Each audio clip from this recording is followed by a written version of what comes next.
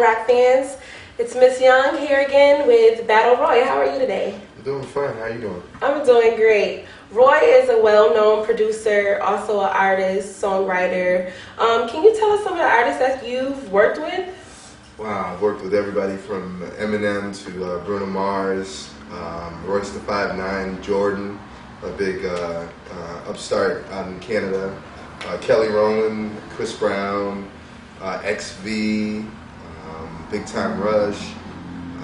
Geez, the list goes on. I mean, Kiki Sheard, Antonio Neal, Keith Sweat, Jaheim.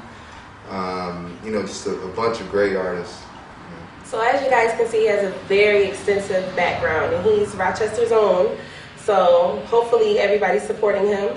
What is your most current project that you have out now? The current project that I have out right now is Lighters, which is Bad Meets Evil featuring Bruno Mars. And that did really well. It sold 2.1 million digital downloads. That's awesome. Yeah, so it's double platinum. The album did really well as well. I think it's right now at 600,000, so it went gold. Became a worldwide hit. Currently, right now I got a couple of new songs that are about to drop very soon. I got another song in Canada that just dropped with Jordan called The One. It's featuring Royce the 5'9". That's doing really, really well. Oh, that sounds and it'll be my second single on his project. And my first single I did with him was number 5 in Canada for a long time over the summer.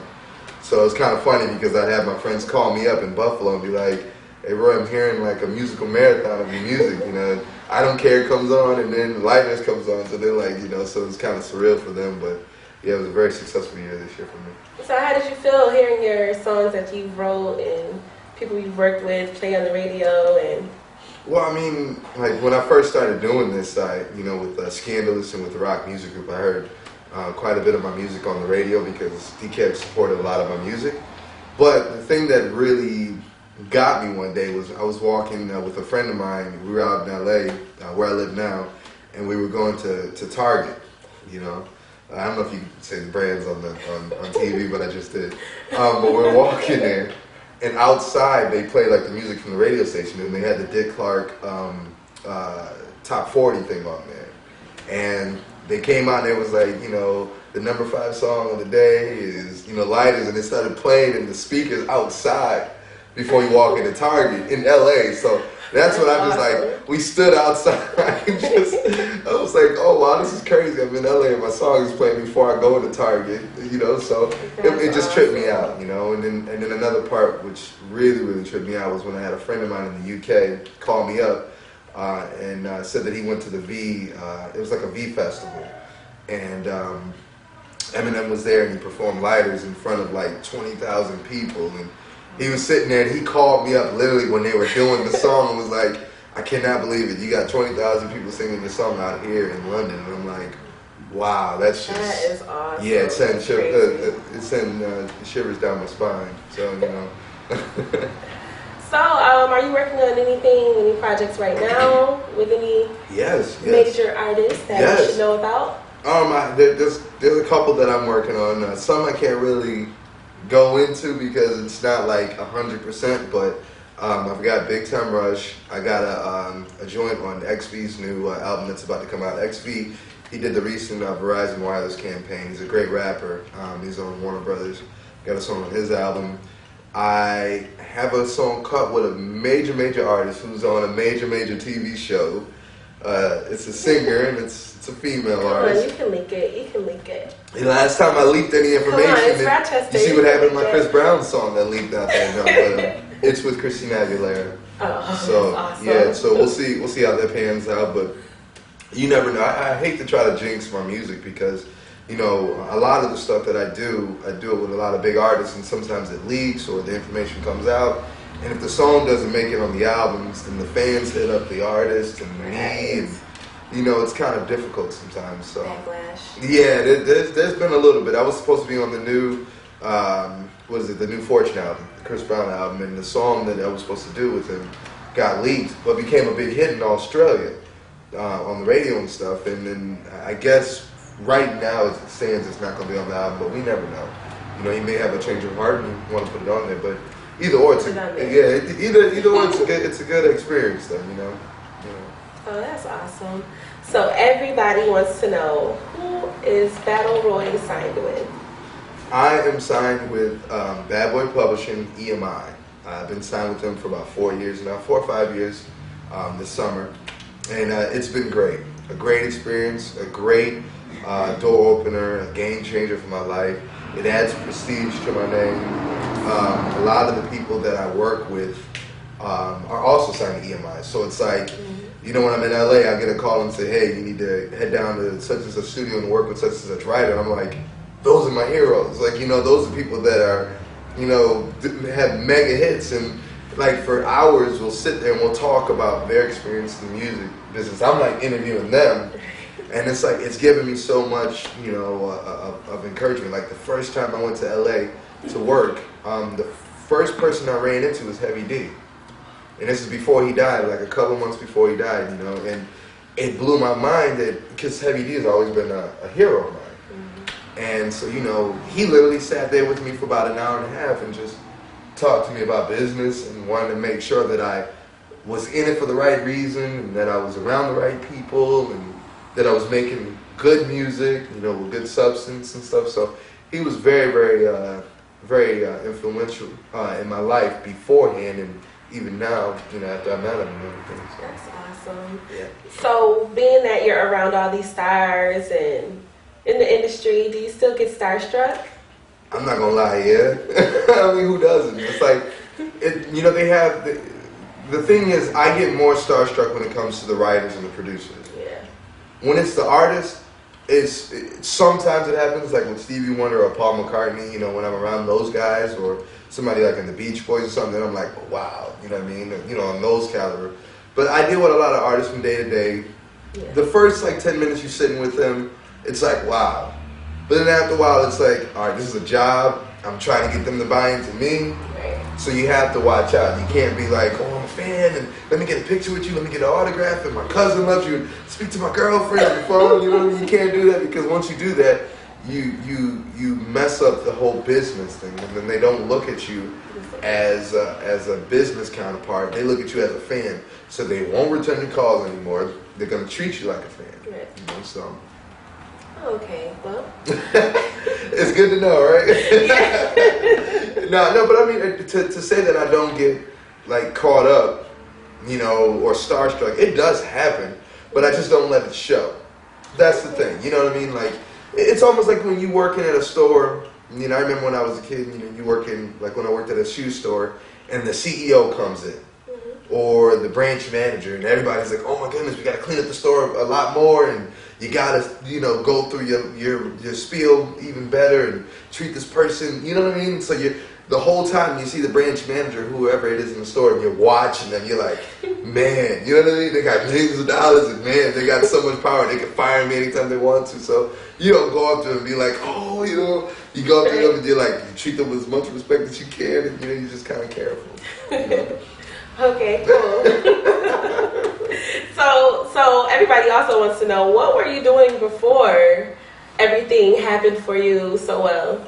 Well, I've always been working in the music business. I've always I always wanted to keep my ear to the streets when it came to music. I used to work in record stores for years and years, like Media Play in Record Town. They don't call it that no more. You know, FYE now. Yeah. But I took odd end jobs like, you know, AT&T and ADT Security Services and shoe stores and stuff. And I also worked in at DKX and also PXY, because I just mainly wanted to be around the pulse of music. You know what I mean? I didn't want to be away from it, but no matter what I did, I always did something with music alongside of whatever job I had. And I stress that to a lot of young people when you're working, like, don't give up your day job, because you just don't know, and it's so hard to make it in this business and to maintain this business. But, you know, make sure you're doing your day job, and make sure you're continually going at your craft and developing your craft and being around it, being in the pulse of music, you know. Right. Mm-hmm. So, I'm not sure if you know or not, but your studio is the very first studio I've ever walked into. The one on Right Central? up the street. Over on Central? Right here. Oh, man. Yes, that's the very first studio Wow, I that ever was- walked. Nope, actually it wasn't even on Central. It was right here downtown.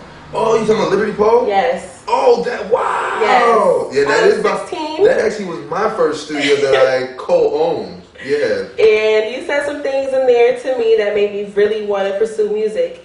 So I that's need to good. really thank you for that. Renee Anderson was in the booth Okay. at All the right, that's time. what's So up. It was so long ago. I have to didn't say, thank you for that. Yeah, you're but welcome. also, what advice would you give to local artists who are out here trying to, like me, for instance, I'm a writer. I'm trying to write, trying to get the music out there. What advice do you have for them? The biggest advice that I have for them is to utilize the tools that are in front of you, i.e. the internet. The internet makes this industry so small and so accessible that there's no way in the world that you can't touch a fellow musician or producer, peer of mine. You know what I mean? Like before, you know, the closest you could get to somebody in the industry was, you know, like a Paul Boutte or, you know, an Andre Marcel or Grand Tone or whatever like that around here in Rochester. But now you can upload your stuff on YouTube, and all these other people are listening to it, you know? And my advice is to really start there and also try to really hone your craft locally. And when I'm saying locally, I'm not just talking about Rochester, I'm talking about the surrounding cities. No city is too small for you to try to get out and branch out. You know, go to these college shows. Get into knowing some of these promoters, you know, that are around here. Like, you know, don't try to go to the artists that are performing. Go to the promoters, because the promoters are the ones that get you the jobs on the stage where you can get in front of audiences, where you get your fan base.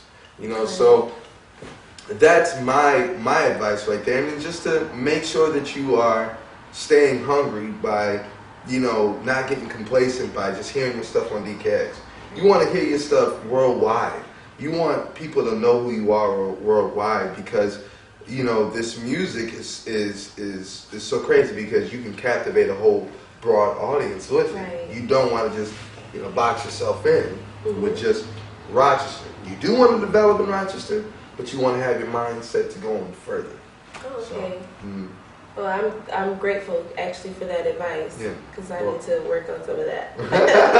I mean, we all do. I mean, it's just like you know, when I first got signed, the problem with me was I got complacent my first year I got signed. I thought I made it. Right. You know, I was like, Bad Boy signed me, EMI signed me, and I got this money and I got this prestige, and I'm just gonna sit on my couch. And you know, for about at least 6 months I did. After I got signed, I did. And the problem with that is, I thought the battle was over. I thought that everything was done and the hits were gonna come to me and people were gonna come. No, even more so, you gotta pound the pavement. You gotta call people. You have to show your face. You gotta take flights and go out to this place and that place and write with this person and that person. You know, you just can't sit at home and just, the hits are gonna come to me. You know, I was watching Behind the Music, you know, like, oh, it's gonna come to me like that. No, it takes a lot more work than that. So, you know, don't get complacent. Right. So how can your fans contact you? How can they hear your music? Because I know you're also an artist. And basically, how can they see what you're doing currently and what you're going to be doing? Definitely Twitter and Facebook. You know, it's Battle Roy 2 on Twitter. Battle Roy, I think it says Battle Roy Battle on my Facebook page. You can contact me. You know, I accept a lot of people, you know, unless you guys are like half naked and everything all hanging out and whatnot. I can't do all of that. But you know, I definitely do accept a lot of the fans and friends that want to hit me up on Facebook, and I do chat a lot on there. My website, battleroy.com. Also, we're in the process right now of building up a better SoundClick page. There's some of my older music is on there. They can check it out. And a YouTube page is going to follow very soon, where I'm going to do some more vlogging and stuff like that. Now, I need to start doing that more often, and I haven't done that. So I'm going to get into doing that a little more. And, you know, the fans will be able to, you know, see me and respond to my music and really be a part of the growth. Okay, cool. Well, we're really glad that you came out. Just want to thank you so much for doing this interview today with What's Hot in the Rock. And Glad to be I here. hope you guys are viewing and seeing the growth and the people like that are from Rochester that are succeeding. So just want to thank you and wish you luck. Thank you for having me. That's What's Hot in the Rock.